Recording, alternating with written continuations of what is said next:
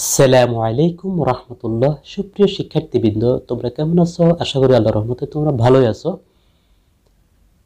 আজকের ভিডিওটি হচ্ছে দাখিল ষষ্ঠ শ্রেণীর কোরআন ও তাজবিদ বিষয়ের অ্যাসাইনমেন্ট 3 বা তৃতীয় অ্যাসাইনমেন্ট নিয়ে আমরা আজকে আলোচনা করব। এক্ষেত্রে তোমাদের কোরআন ও তাজবিদের পাঠ শিরোনাম হচ্ছে নুন সাকিন ও তানবিনের বিধান।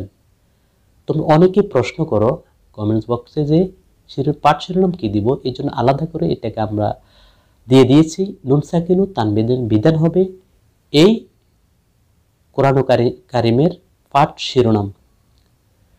তো এরপরে তোমাদের নির্ধারিত কাজ বা প্রশ্ন যেটি থাকবে, মিং শাররে এর মাঝে তাজবিদের কোন বিধান প্রযোজ্য, পাঠ্যপুস্তকের আলোকে ব্যাখ্যা করে বুঝিয়ে দাও। অর্থাৎ মিং শাররের মাঝে তাজবিদের কোন বিধানটি প্রযোজ্য, তোমার পাঠ্যপুস্তকের আলোকে সেটিকে ব্যাখ্যা করে বুঝিয়ে দিতে হবে। অতএব বুঝতে পারছো, তোমাদের পাঠ্যপুস্তকে যেভাবে আছে তার আলোকেই কিন্তু দিতে হবে। যদি পাঠ্যপুস্তকের বাহিরে তোমরা আলোচনা করো তাহলে সেটা যথেষ্ট হবে না। উত্তরটি আমরা সাজিয়েছি এইরকম যে তোমরা এখান থেকে তোমাদের উত্তরটি লেখা শুরু করবে। অনেকেই প্রশ্ন করো যে কোনটি উত্তর হবে। এখানে আমি দেখতে পাচ্ছ যে উত্তর এখান থেকে হবে। তো আমরা একটি উত্তর সাজিয়েছি, আশা করি এটি তোমাদের জন্য ভালো লাগবে এবং তোমাদের জন্য যথেষ্ট হবে। এখানে মিং শাররে এর মাঝে তাজবিদের নুন সাকিন ও তানবিনের প্রকার ইকফায়ের বিধান প্রযোজ্য।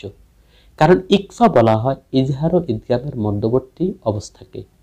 সুতরাং এখানে নুন সাকিনের পর ইকফার হরফ শিন আসাতে, তোমরা খেয়াল করো, মিং শাররে নুন সাকিনের পর শিন ইকফার হরফ আসাতে এখানে নুন সাকিনকে এমনভাবে গোপন করে পাঠ করতে হবে যাতে তা ইজহার ও ইদগামের উচ্চারণের মাঝামাঝি অবস্থায় উচ্চারিত হয়।